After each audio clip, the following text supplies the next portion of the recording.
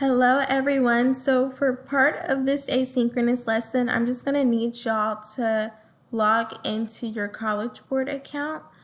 This CollegeBoard account allows you to use AP resources on AP Classroom. It allows you to register for your AP exam, which we will do in these next few weeks. And it also allows you to just, better prepare yourself for the AP exam come May 6th. So what you'll want to do is use the link that I attached in our instructions to head to this website, and you'll want to sign into your CollegeBoard account.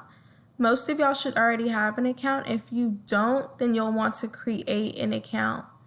Only if you've never created an account before. If you created an account, you'll have to go through these troubleshooting techniques, and if you still can't access that account, then in the Microsoft form, you'll just need to indicate to me that you can't log in. So all I need y'all to do for this assignment is just to sign into CollegeBoard and then let me know on Microsoft form if you could get in or not.